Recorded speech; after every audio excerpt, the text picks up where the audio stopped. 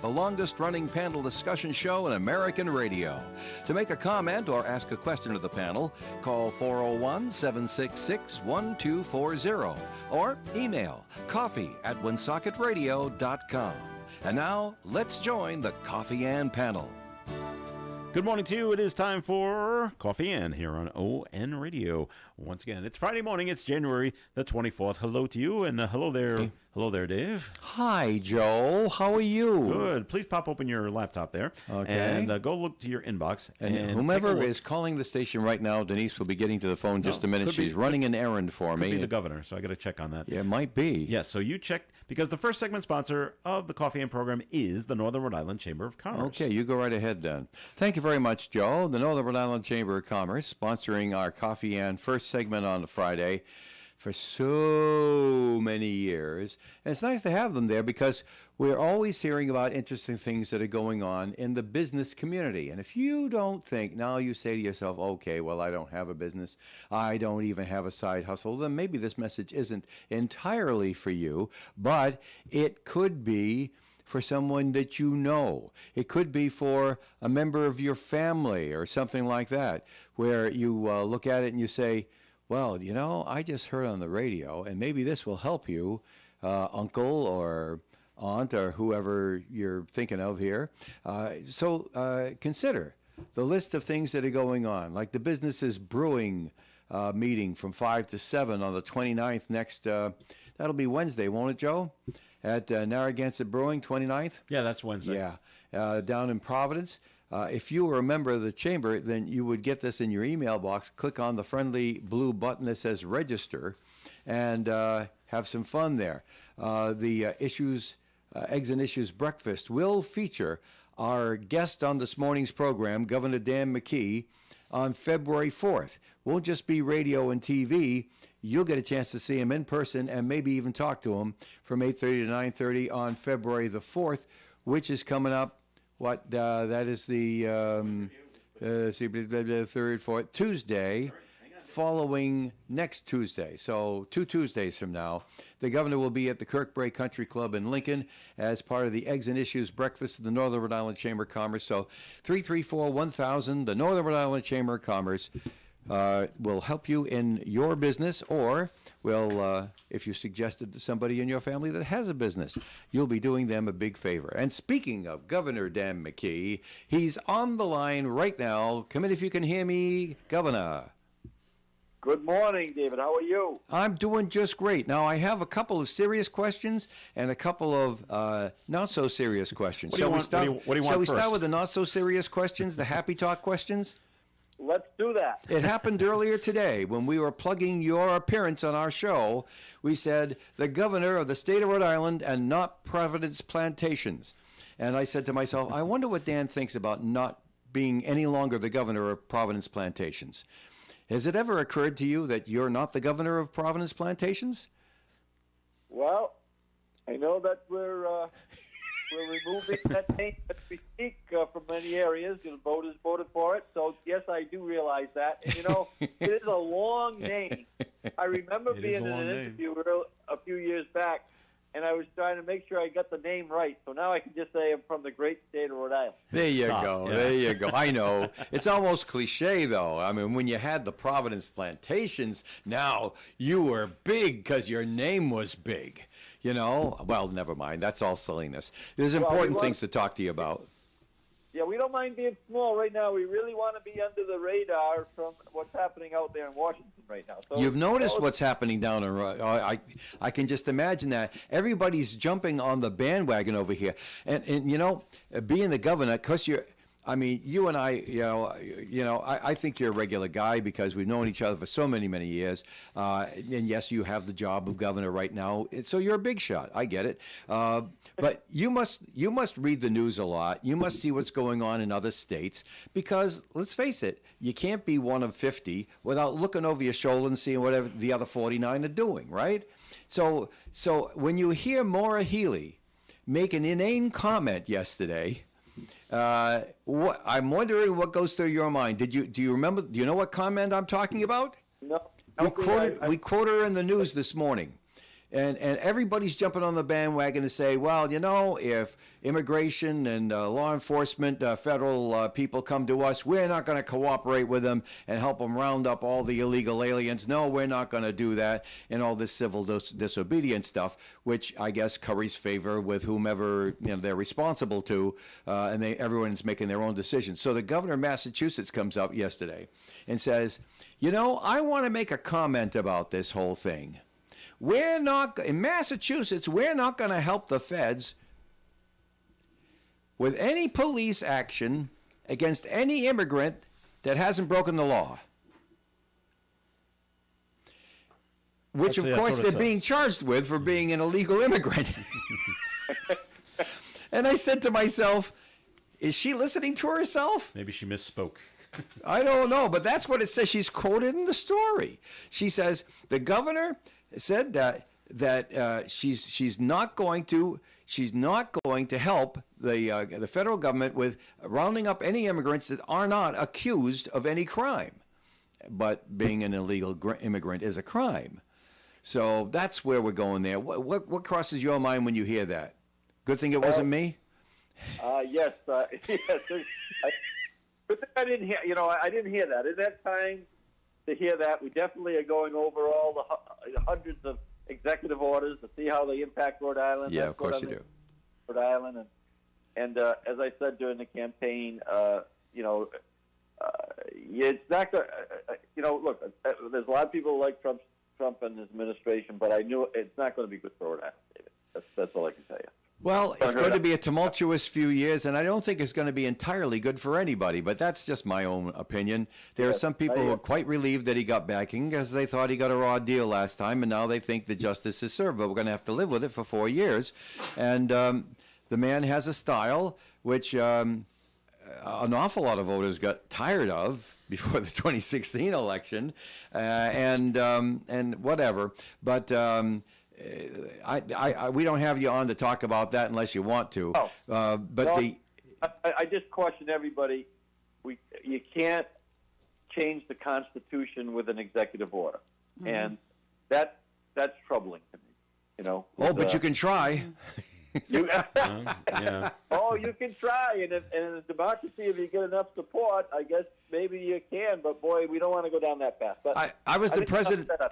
I was the president of my fraternity for a year, Governor, and I said, okay, now what can I do and what can't I do? And they said, you can do anything you can get away with, but they're going to be watching you. I think the court system eventually will make sure that we just want to make sure 4 years from now our democracy is intact and that. We just keep on moving forward, and that's what I'm focused on in Rhode Island. I just want to make sure that we're doing everything we can. All right, Melissa Murray has joined us at the Governor, we wanted to tell you that Melissa Murray is she's a staffer here at the station, but she has a part-time job down in the same building you work in. Yes, I do. Yes, Senator Melissa Murray of Woonsocket and North Smithfield. Hello. But she's not here because she's a senator. She's here every Monday and every Friday because she works here. As a panelist. Well, let's jump into it now, Governor. Big dog on the porch? Yeah, the whole data breach situation, and you came out yesterday and you said, well, we can start using the. It's cleaned up. It's reliable. And we can start using it again. But the same people that said it was broke said they fixed it. Well, the same people who are responsible for not letting it get broke are still running it. And so the question is, why are they still running it, Governor? You got to say something about this for us, Governor. I know because, you're trying to be positive. You're trying to move forward. You're trying not to go back. But you know what I'm hearing, Dan? I'm hearing people telling me, oh, yeah, right. Well, within 3 hours of them closing the bridge back in December, they're out saying, we're going to sue this one. We're going to sue that one. We're going to sue the other one over there because we got to get some money to pay for all of this stuff. But crickets when it comes to Deloitte. Can you address that for us?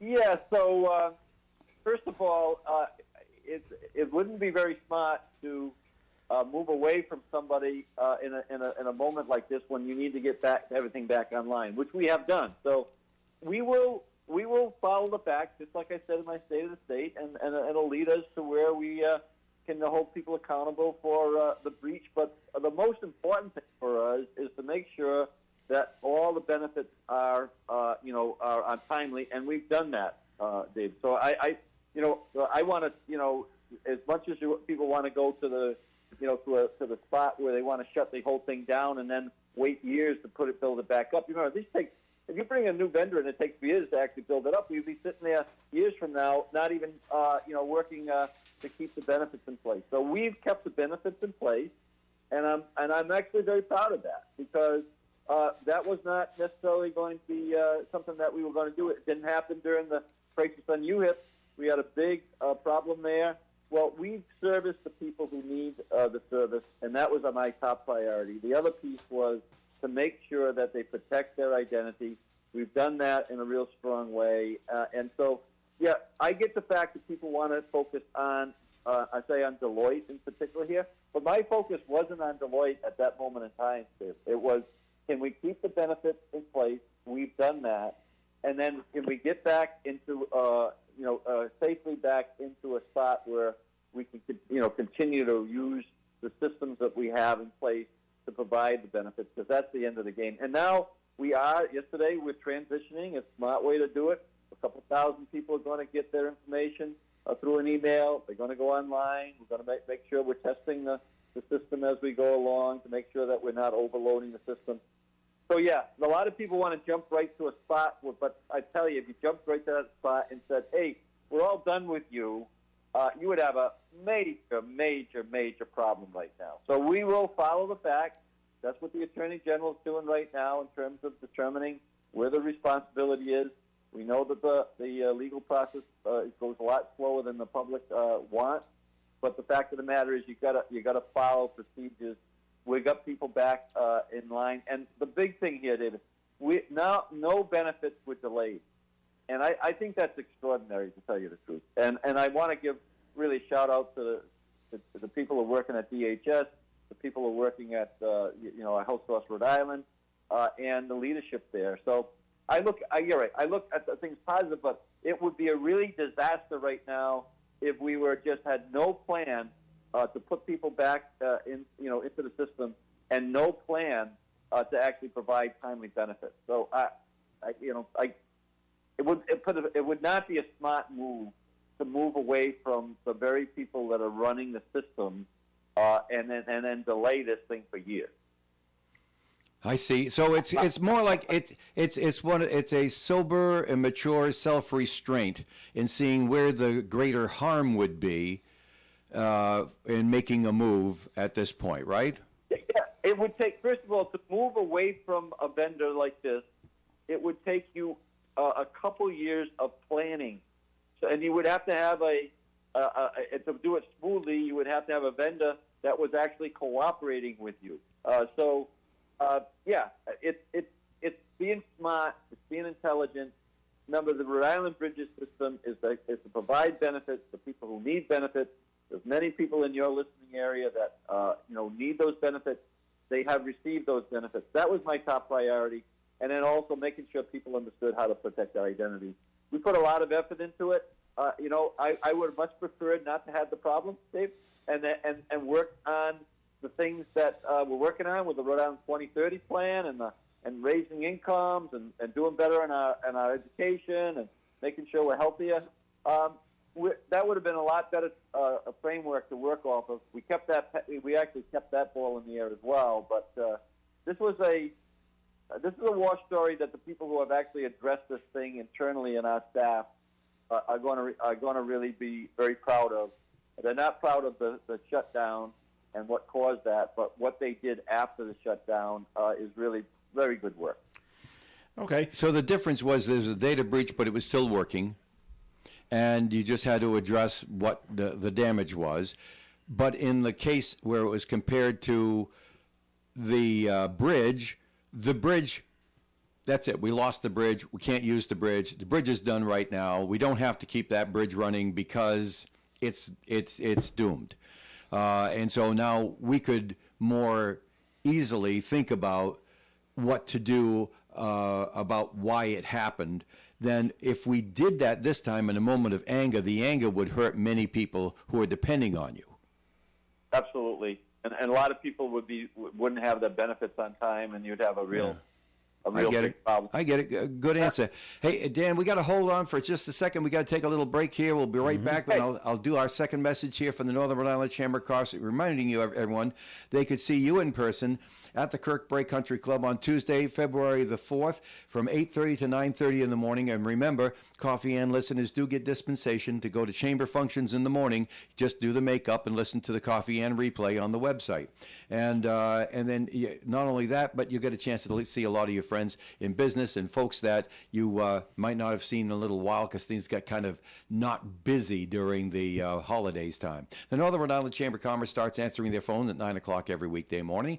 That's 9 o'clock right after the Coffee and program, 334-1000. Be right back. Thanks, Dave. And comments and questions can be called in at 401-766-1240. They say in business you don't last very long if you don't know what you're doing. And if that's the case, we must know a thing or two at the Carew Investment Group because we've been in the business since 1987, helping people just like you with their investments. At the Carew Investment Group, we employ a conservative approach to client portfolios by using only the best quality companies available, many of which pay quarterly dividends. We look for opportunities that we expect to go up in value not every day, but over time. And we take our responsibility seriously and always place our clients first in any investment decision. If you'd like to know more or would like a free portfolio review of your current holdings, you can call Paul or Ed at 765-8880. Our office is located at 2190 Mendon Road, Suite 3 in Cumberland, Rhode Island. And we'd love to meet you and see if we can help you with your investing journey.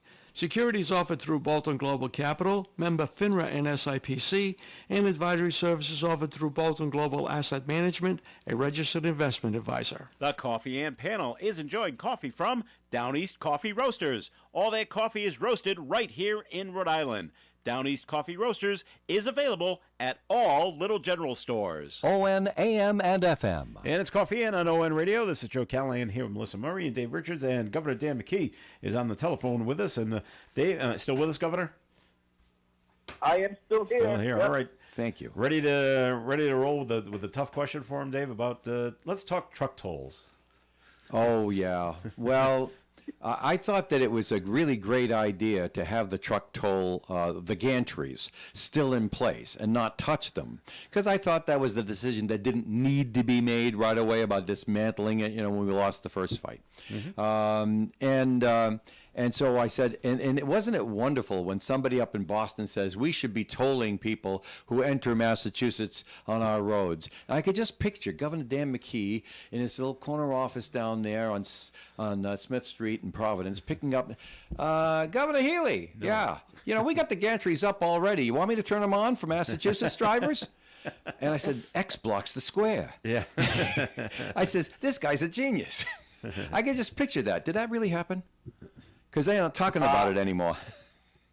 No, that didn't happen, but I do see the governor every once in a while at the different conventions. But we didn't have that talk about tolls, or we didn't have that talk about whether they're actually recruiting Hasbro right now. So we kind of make sure that we're doing the things together that we can work together. Like we have got a regional strategy for an offshore wind issue, but time will tell what happens coming out of Washington on that. Sure. But, so the tolls, we prevailed on a which I made the decision to, working with leadership, House leadership, Senate leadership, and we prevailed on that. And we are trying to work. We actually had a meeting with the Truckers Association a few weeks back with the Speaker and the Senate leadership, discussing how we're going to proceed. So. We're going to proceed. We want to make sure that the infrastructure plan that's in place, that was a good plan that was in place when I came into office. We want to keep that going. Most people don't know, but since I've been governor, we've moved up 12 spots on a national ranking of infrastructure. We're going to keep on doing that. And we got a road restore program right now that is working with municipalities, over $100 million worth of road and sidewalk improvements over the last 2 years. And we're going to keep that. We got to keep that going, you mentioned the bridge. Look, I inherited a bridge that was being repaired that shouldn't have been repaired, right? And 3 months later, I said we're going to build a new bridge, and it's been less than a year. And since then, we got the bridge virtually knocked down. We got contractors in place competing to build it. We restored the traffic. We are suing the people that I believe should be held responsible. We'll see how that makes out. But we are, we're making progress on that area too. So time will tell how people feel about it. But yeah, the tolling is. We're going to put some sort of a strategy into the tolling, and I think during this session, working with the General Assembly, with the Senator Murray and others, we'll have a strategy there that will make sense. Well, Governor, I know when you're putting a budget together and you look at a deficit, projected deficit, everybody's got a new number for it. And after the legislature starts doing their work, that number, is going to get higher and higher. Wouldn't be surprised if somebody's muttering $400 million by the time they pass a budget. But the deal, when you're looking at this and you're saying, well, my goodness, how can we raise this money? We have all these obligations. So many people are counting on us. We got to raise the money through taxation. How can we not do this? So, I kind of get that part of it. But, what else goes through your mind? Because nothing is simple when it gets to your desk. I tell people here at the radio station, Dan, I say, sit back and watch Dave do stupid things, because by the time the decision within the radio station gets to my desk, you've all taken the easy ones, and I've got this stupid thing to try or that stupid thing to try, and you're going to watch me do something stupid. So, but in that light, now you're saying to yourself, gee whiz, what do? CVS. They got a lot of trucks in Rhode Island. What are we going to do? This isn't going to help us with Hasbro, although they don't do the manufacturing here, so maybe they're less impacted. Ocean State Job Lot. What are we going to do about taking care of people who are businesses that are counted upon and still raise this money from them? You got a plan for that? Well, I think that there's a balance that we have to meet. The judgment, said that we can't treat our Rhode Island businesses different than out of state. So we've got to have to think how to coordinate that. And I think that we can find a place there. But also remember, look, all transportation truckers are no longer paying vehicle taxes. That's millions and millions of dollars of benefit to the business, right? Smaller businesses are not paying up to $50,000 on their inventory tax. I'm sure that helped you up there in Woonsocket. So we have put in hundreds of millions of dollars of tax relief since I've been there. No broad-based tax increases. I'm still holding on to that because I think that for our economy to actually continue to grow at a pace that's outpacing the region right now, outpacing the national average, we have to be competitive. So we have to balance everything, David, and you're absolutely right. There are things that you need to do to kind of make sure that you're paying the bills. At the same time, you don't want to be in a spot where you're charging so much that you can't be competitive. So it is a balance. I think that we provided that in the budgets that we've provided. This is my fifth budget that I presented to the General Assembly. Like I said, hundreds of millions of dollars of tax relief over this period of time, with no broad-based tax increases. So we got to try to continue to keep the economy going, but also we're working with the businesses to try to give them relief as much as we're trying to make sure that the roads that they drive on, the bridges that we go over are safe, and this is an advantage to our commerce. So we know that good infrastructure does help our economy, and it does help the trucking industry. Okay. Melissa? Governor, I think that's a good point that you made about, okay, we're going to work on the tolls, but also, the tax that you don't have to pay on your vehicles anymore, and particularly you highlighted the tangible tax. You said inventory tax, but I believe you meant tangible tax, which was my bill that went through last year, and just like how we're trying to help businesses. So I think that, there is a balance, and we need revenue. I think what people are afraid of is that we will start to toll cars, even though I have assured folks that that is not the intention. But I also wanted to give you a shout out for a couple of budget items that you included. Including changing the student success formula, increasing that. It's very complicated for all of our listeners, but basically it really helps the urban districts, and it increases the funding to the urban districts. So thank you for that. And also a little kind of pilot program in Rhode Island Works with baby bonds, which I think is great. It's not something that you've highlighted, but it's something that deserves a mention because I think that is just a good place to start. As you know, I'm very dedicated to expanding the Rhode Island Works program, and I'm glad that you decided to put that item there because I think it makes sense. So thank you. Yeah, Senator, and I know you did the tangible. That was a good thing for our businesses, and then that was the Treasurer Deosa's thought on the baby bond. Yep, so yep. I think it makes sense. Yeah. But I like to listen to people and give credit where credit is due, but also don't say no because it's not your idea. So we try to make sure that that happens. And the issues that you're bringing up. Right, we've got this Rhode Island 2030 plan. There's 3 components of it. One is raising academic outcomes, and that's what you were just talking about. We are investing in education, even in a difficult budget cycle. Raising incomes, the pre-apprenticeship programs, the apprenticeship programs, the Hope Scholarship, connecting people, reconnecting back people. There's many people, David, in your listening area who have started a degree, haven't completed a degree, and we have put the resources in the budget over the last few years, and we're doing it again to help assist people finish their degrees. And I had one guest there at the State of the State that has actually done that for her family. So Senator, we're trying to make sure that we're really focused on those things, and we've done a lot of things on the health, the mental health issues that are the list is so long it's difficult to get into in an interview like this. But we are making progress. But I did mention, David, that I got a round table in my office, and then we talked a little bit at the front of this thing about the election.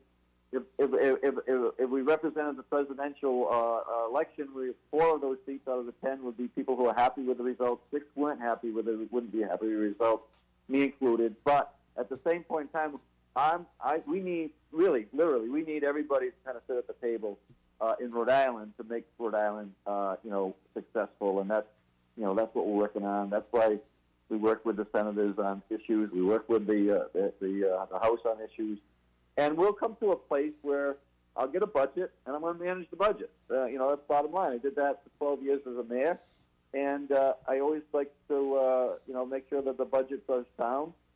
This one is that I presented. It'll come back differently, I'm sure, in some ways, but I think in most instances it's very much intact. I'll manage the budget. And we'll try to keep the economic progress that we're making. And Woonsocket is on my radar. That it's like my second home. So I was with Mayor Beauchamp in Woonsocket, visiting one of the shelters on Wednesday night.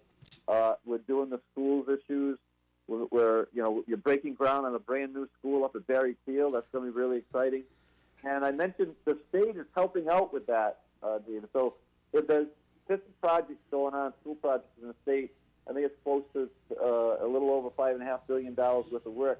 The state and the senator and I are providing almost $3 billion of that in our state budget to help local communities with these schools. So I think it's really important that the state plays a major role.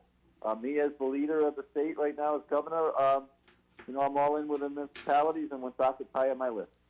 Well, that's great. Hey, Dan, we're running out of time over here, and I realized that we didn't give you a chance to talk about what you wanted to talk about, but we only have about a minute and a half left. Go for it. Yeah, I think it's about the Rhode Island 2030 plan. Right now we're in our 3rd draft. We actually released that the night of the State of the State with the in the House chambers. That's a really important document. I ask people to go to ri2030.com. It's interactive, and it really spells out the path that we're taking. We have never had a plan in the state that has lasted this long. You always do these white papers. They go on the shelf. They never come off the shelf. This is a working document. And the 3 areas, very simply, we have the Learn 365 with the education that we're making tremendous progress. We've closed the gap, Dave, between Rhode Island and Massachusetts on our reading by 34% since I've been governor, and on math, 18%. We need to accelerate that. But then raising incomes, personal wealth, housing, we're going to make sure that home ownership is a big deal. I'm talking to the mayor up in Woonsocket about how we can create more home ownership for people that live in Woonsocket. And then finally, it's the health issue. So that's the kind of the tripod that we need to kind of build off, make sure we're healthy, raising income, and raising our academic outcomes of our kids in school so they have a good future. That's great. So, Dan, and you did it in just the right prescribed amount of time. It's amazing you can do that. Although you went over in your State of the State, I want to find out, how do I get into that chamber and get called out by you? Because it looked like you were doing a wholesale over there. Well, I got my friend over here. It was kind of fun watching. I enjoyed watching you have fun because it looked like you were having fun during the speech. Well, we filled the pipeline just like I did as a mayor. There's still things coming out of the pipeline that I helped fill when I was a mayor in Cumberland. It takes a while to fill it. Now things are coming out, and I want people to recognize that there's a lot of work that's going on between us and the General Assembly to fill this pipeline with things, whether it's life science, cybersecurity, the blue economy, investing in our colleges as well. That stuff is coming out now, Dave. You're going to see a new health lab in downtown Providence. You're going to see a partnership there that we're actually building out the life science in that building on a 200,000 square foot building. There's a lot to talk about, and because we have filled the pipeline, we're backfilling it, and things are coming out now. It takes a little while to get, from the time you say something's going to happen to the time it happens. Oh, yeah. We'll have moves so slow. But well, then that means that we got to have you on again real soon there, Dan. That's really great. And in all seriousness, let's put on the senators there so she can keep me honest on things. there you go. There you go. Well, in all seriousness, you know that you and I don't agree on issues all the time, but you're still my pal, and I hope the rest of the state of Rhode Island will follow my lead and just give you a chance to work your plan over there. Maybe you may not be on board with some of the decisions the governor's making, not the ones that you would make, but give him a chance to work his plan and do his best. And then everybody moves forward, hopefully. Dan, thanks for being here. You do us honor to join us here in Woonsocket. Well, thanks, Dave, and thanks, Senator. And I think Joe's listening in. Yes. So thanks, Joe. Okay. Thank you. All right. Very good. Thanks, Governor. This portion, it's time for the weather forecast. And, well, we say goodbye, Governor. Governor. So he knows when he can hang up. He doesn't want to be rude. You can hang up, Governor. Okay. And the weather forecast brought to you by Mothers Against Drunk Driving. Sunny skies today with a high of 30 degrees and a breeze from the west. Tonight, mostly clear skies, overnight low of 9 degrees.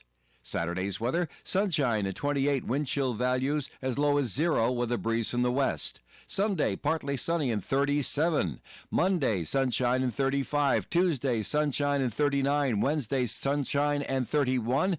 And on Thursday, mostly sunny skies with a high near 27. Outside the Navigant Credit Union broadcast studio at the corner of Park Ave and Kennedy Street, we've got sunny skies and 19 degrees. For victims of drunk and drug driving, your grief is unique, but you are not alone. You always have a place at MAD. Call the 24-hour victim helpline at 877-MAD-HELP or visit mad.org. Our family caring for your family. The Holiday Retirement Home is a skilled nursing and rehabilitation facility with a home-like atmosphere where laughter is the best medicine. The Holiday keeps their patients and residents involved in varied activities and events so they have the opportunity to live life to the fullest. The Holiday Retirement Home has their own in-house physical, occupational, and speech therapy staff with more than 300 years of combined experience. Stop in for a tour. The Holiday is right off Route 99 on Sales Hill Road in Manville, and for more information you can visit their website at holidayretirement.com. In a world where good food, friendly faces, and unforgettable memories collide, there's one place that stands out from the rest. Gators Pub is proudly celebrating 35 years of excellence in North Smithfield. Join us at Gators Pub, where every visit feels like coming home. Our secret to success? It's simple. Our super friendly staff and mouth-watering dishes prepared fresh daily by our talented chefs. Sink your teeth into our delectable lunch specials from Monday through Thursday and savor complimentary soup to warm your soul. Enjoy the game day excitement with multiple TVs showing the Boston Red Sox while indulging in classic appetizers like our famous potato skins and pita chips. Looking for a lively atmosphere to watch volleyball games? Look no further. Pair it with our juicy burgers or the latest cocktail creations to elevate your experience. Gators Pub, your ultimate destination for good times and great food. Come and celebrate with us at Gators Pub on Route 102, just a mile before Wright's Chicken Farm. Make every moment memorable at Gators Pub, where good friends and great flavors meet.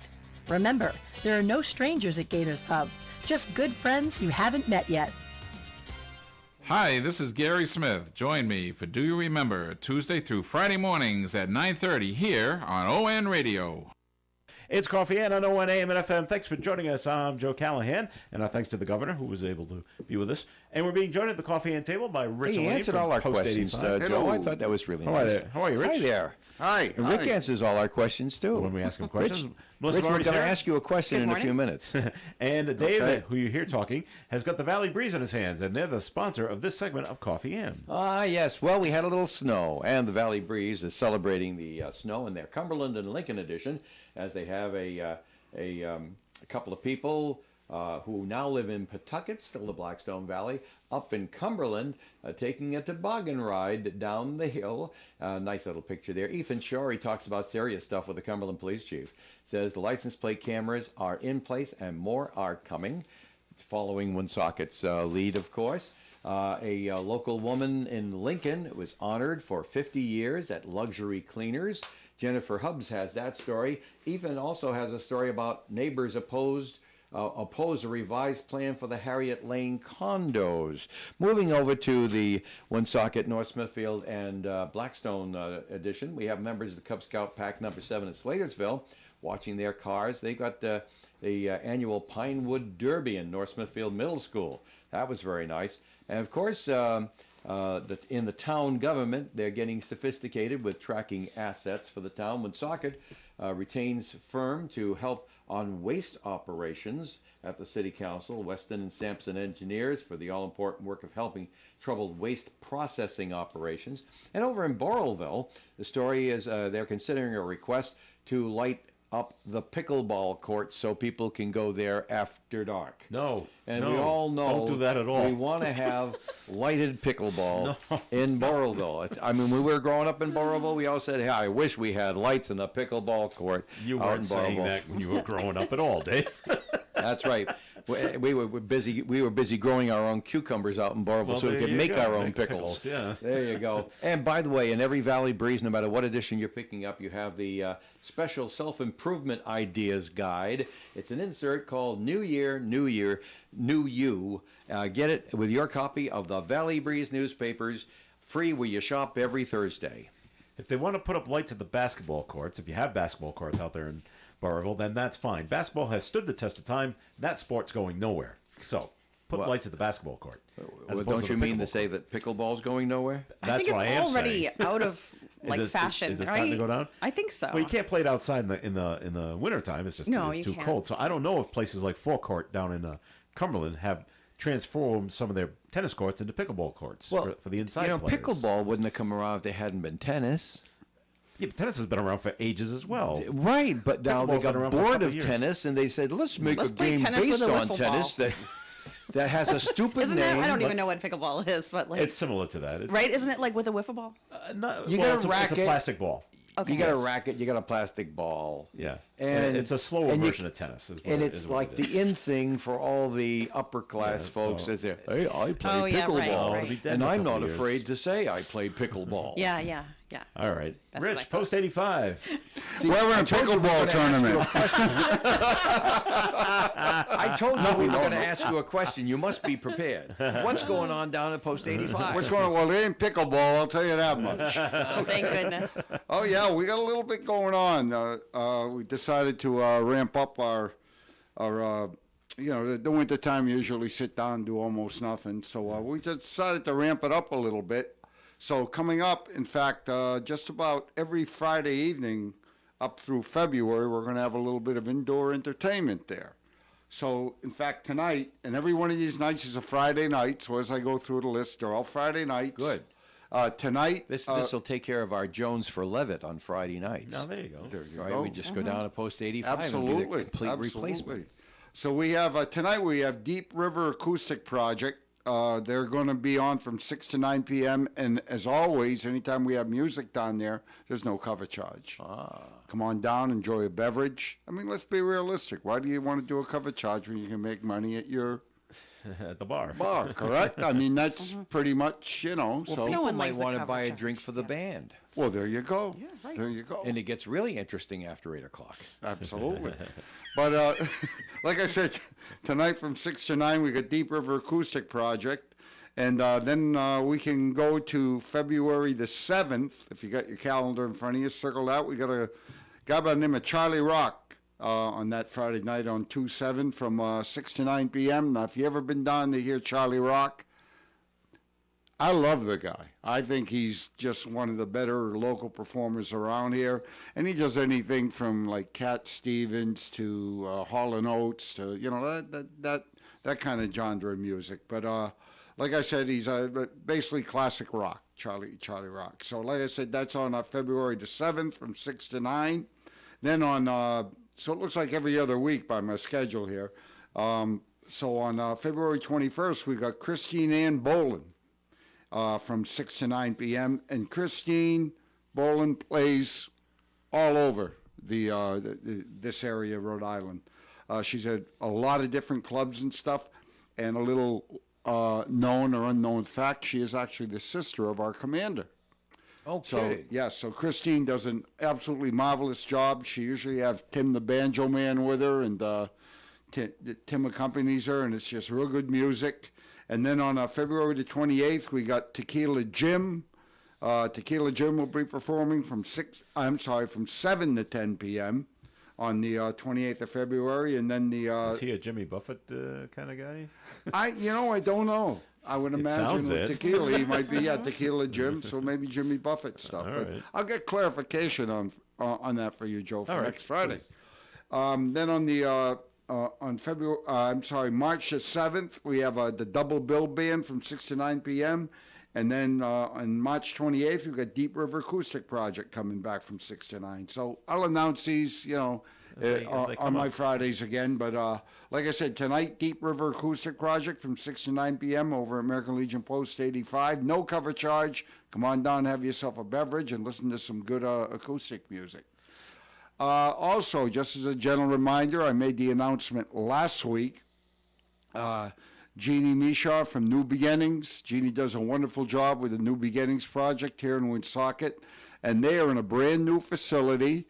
And like I said last week, it happens that the Saturday they're doing the work happens to be tomorrow. Ooh. So tomorrow from 8 to 11, they are looking for volunteers who are 18 and older.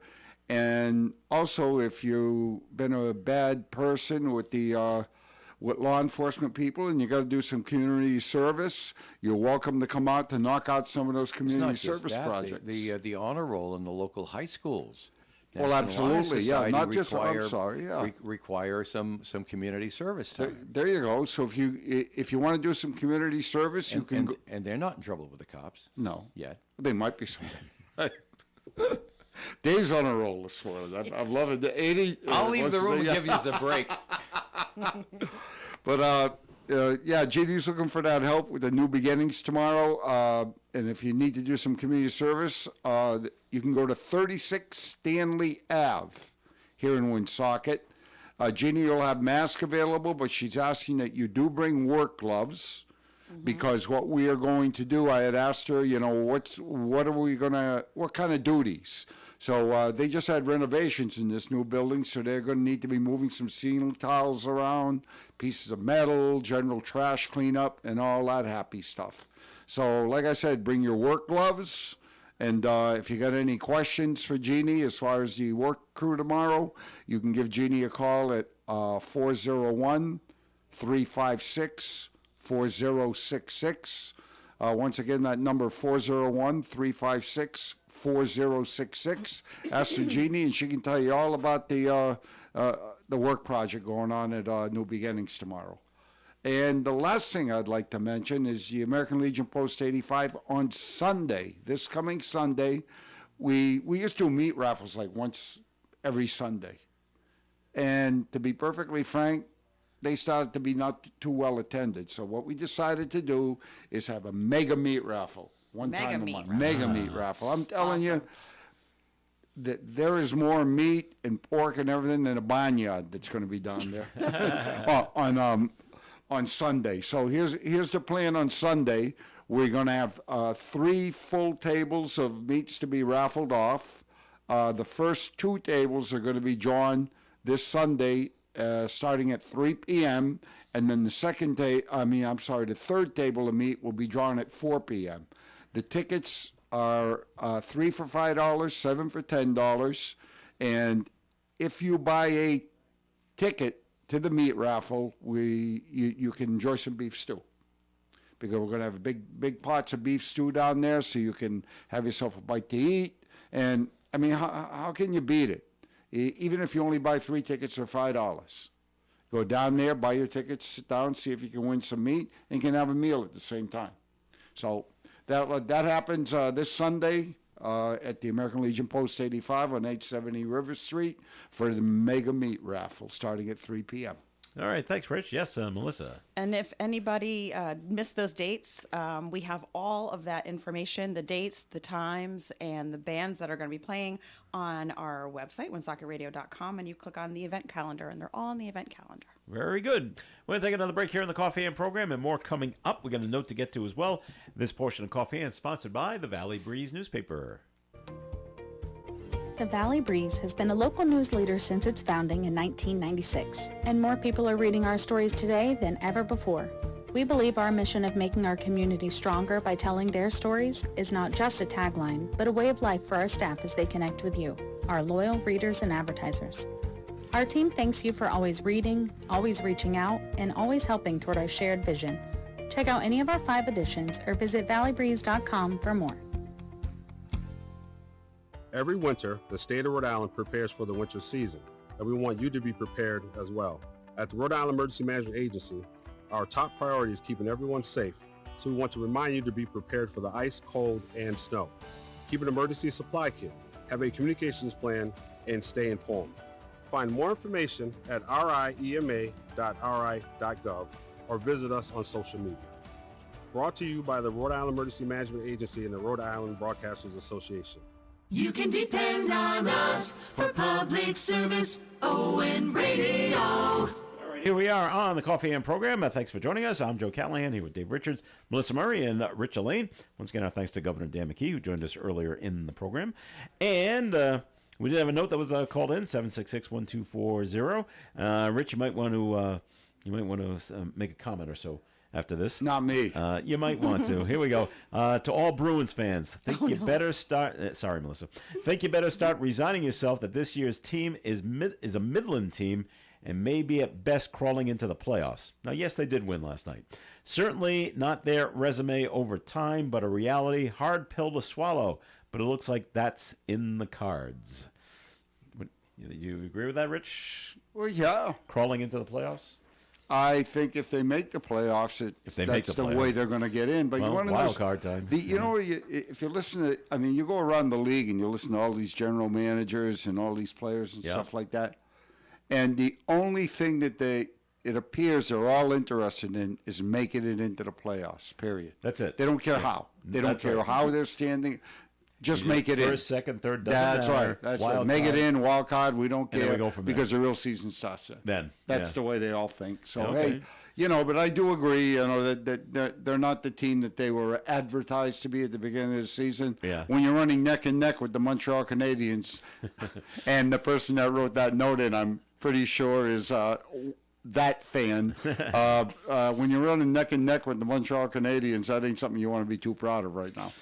All right. That's all I got to say. I was mentioning to Rich off the air. Melissa, you probably don't do this at all. And when the games are on Nesson, and I'm watching the Nesson do play-by-play, but on their other channel, they've got 3 ex-Bruins players sitting around watching the game as well, making comments on the game. And so it's like you're watching the game with them. And I said, the Red Sox do this, and Monday Night Football does it with Eli and Peyton Manning, and I, maybe it's my age. I was just always programmed. You listen to the play-by-play guys. I said, well, all right, Nesson is doing this. I've never watched it. They keep promoting it, so I flipped it over last night to watch the 3 ex-players sit around and watch the same game I'm watching. All right, I watched the whole game this way, and I didn't like it. One, the picture of the game is now smaller because you need to see the 3 people that are talking, and they keep bringing in other people, and now the game screen keeps shrinking because they keep bringing in more people, and we need more cameras for these people. I'm like, all right, I don't like that. And then they had the guy that's usually on with the Red Sox broadcast. They're putting golf balls while the game is going on. I'm like, what's the point of this? And I said, I get it. It's supposed to be like a party. It's like you're sitting around with the guys. Like you're there with them, but you're not sitting around all watching the game. Yeah.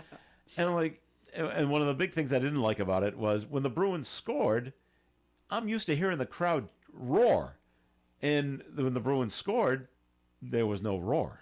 I'm like, and there's no horn. You know, the foghorn that goes off. I'm like, well, it was a little in the background.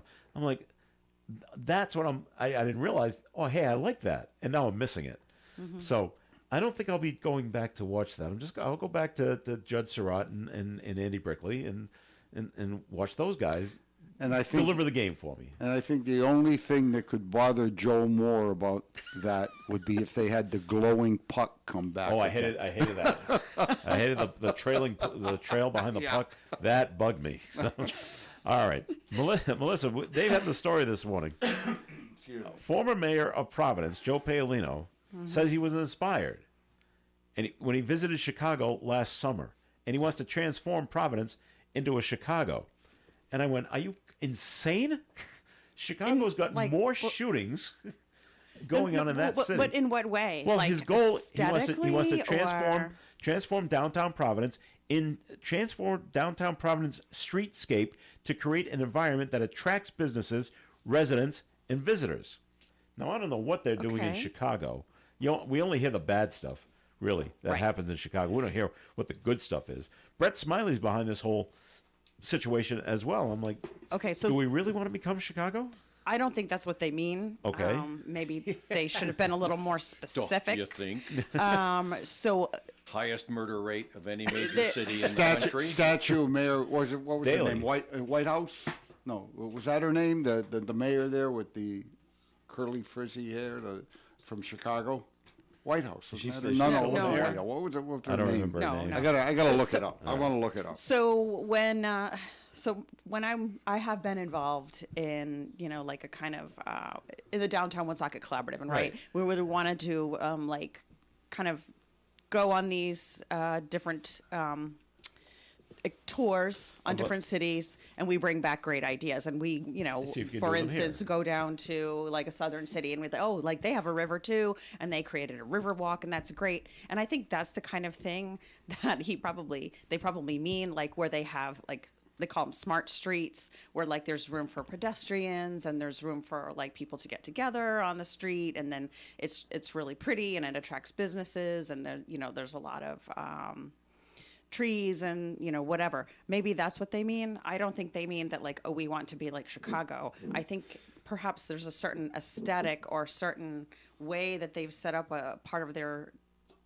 downtown that is particularly nice for businesses or people to visit, right? And it's Mayor Lightfoot, by the way. I want to make that correction. Okay. I don't. Oh, okay. Yeah, remember her. White House is a senator. Light. Yeah, I'm sorry. So, Senator, I'm sorry for disparaging you like that.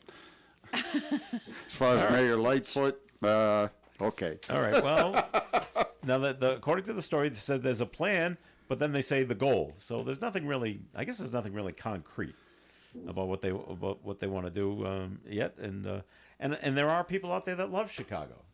Mm-hmm. That think Chicago's a wonderful place. I've never been. It's one of the cities. Well, I've been to O'Hare Airport. I've been to the airport. Yes, I've been. But you can't really say I've been down. No, I don't count that. That doesn't count. No. When you get Democrats and Republicans agreeing to how bad Chicago is, there should be a little bit more clarity of what they want to do with Providence, making it I agree with that. I mean, saying that we want to be like Chicago is a very broad statement. In what way? They want to make the they place have a really great, theater district or something like that. Some kind of district that they particularly like. Yeah, we do that too. And it's good to go to other cities and see what they're doing because, Chicago-style pizza. There we go. The pizza, It just says create an environment that attracts business, residents, and visitors. Okay, I think that's what everybody wants to do, right? And it's so vague when you come out and say that. Yeah, we want to attract people. I want to see the plans. How? Yeah, right. That's right. All right. Now, what do you think of this? We've all flown. We've all been on airplanes. Yes. Okay. Yes. Spirit Airlines. Has anyone flown Spirit? No. I think so. I don't think Dave, you haven't flown Spirit, have you? Oh gosh, no. Okay. Well, they're implementing rules for passengers regarding offensive tattoos or sheer clothing. Spirit updated its contract of carriage, saying passengers will not be allowed to board or asked to leave if they have body art that's, quote, lewd, obscene, or offensive in nature, unquote.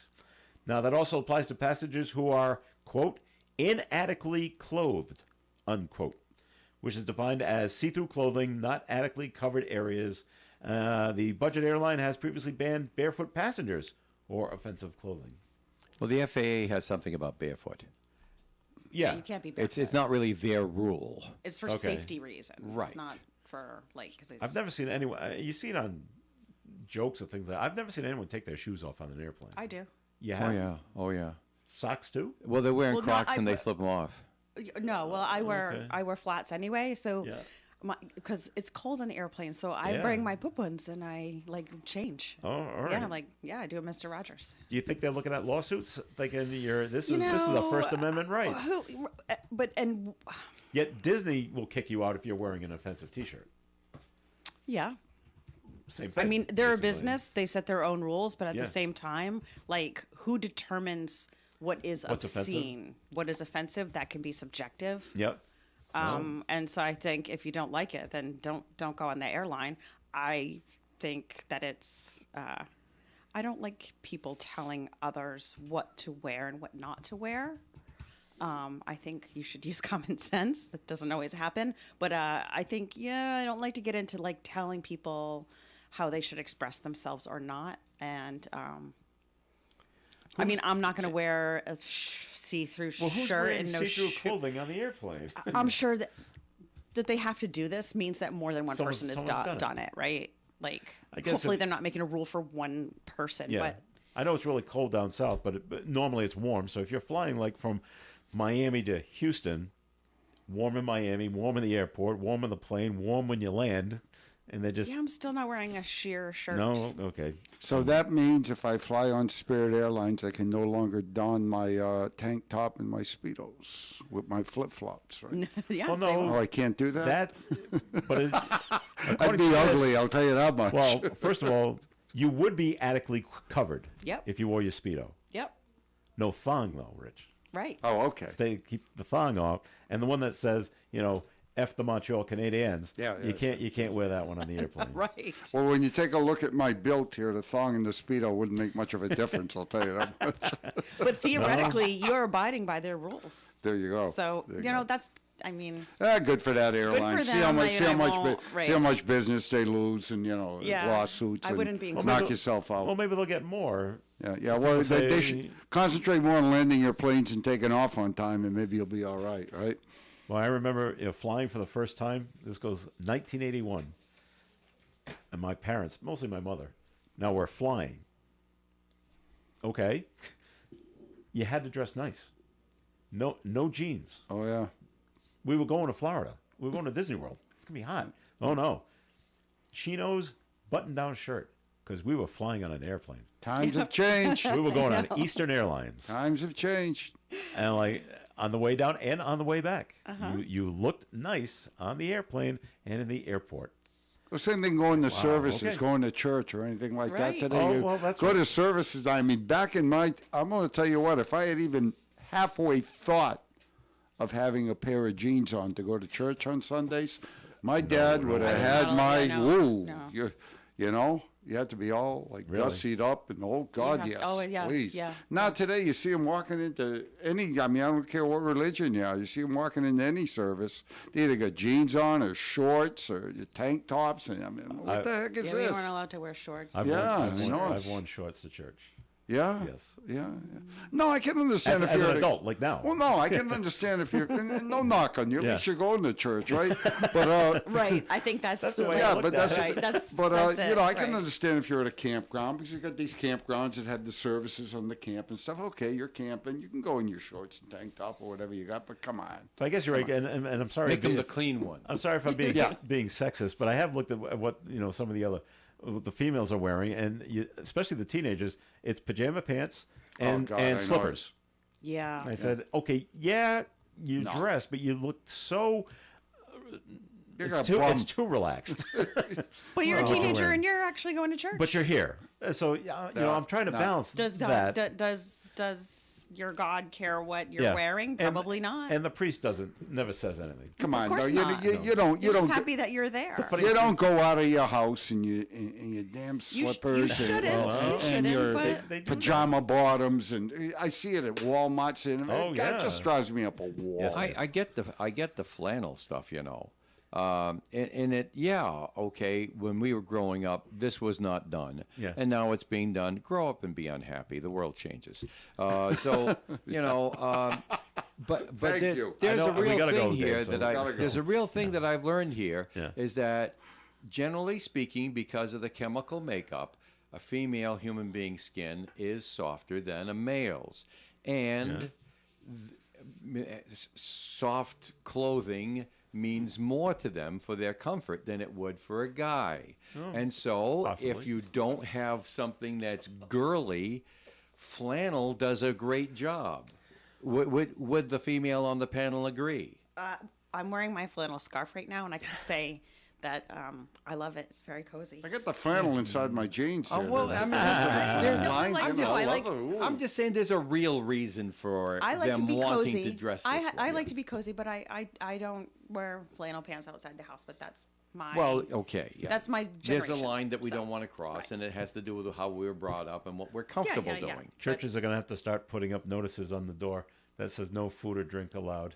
Because I've seen more people bringing in their Dunkin' Donuts coffees, God. iced coffees. Well, to they should come up services. with the no I'm like, see-through and the no tattoos with I don't think they bad can. words I on don't it. think No, churches they are would want never to do that. lose anybody right Yeah, now. So they're but, probably gonna, the just pe- glad that you're there.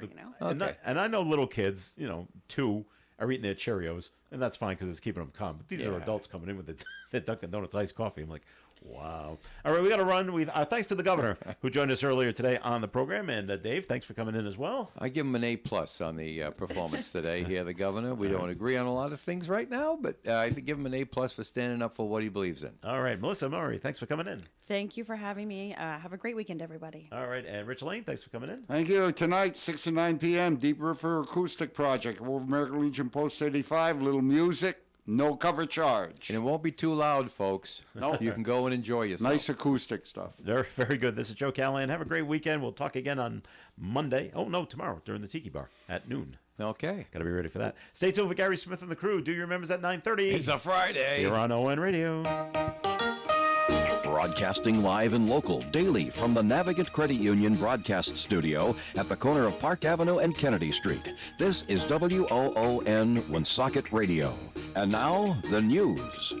A so-called millionaire's tax is being proposed in Rhode Island. If it's passed, it would add a surtax on incomes exceeding $1 million each year. House and Senate sponsors of the bill said revenue from the proposed tax would help fund education, infrastructure, and essential services for vulnerable people. People against this tax say that it will help fund education, infrastructure, and essential services for other states. 3 men are under indictment in connection with a deadly shooting last summer on Rhodes Street in Providence. Police say that Darmani Balbuena died after he was shot on August 24th, which happened to have been his 18th birthday last year. The suspects identified as Julian Santiago, Jalen Santiago, and Jose Diaz are charged with murder and conspiracy.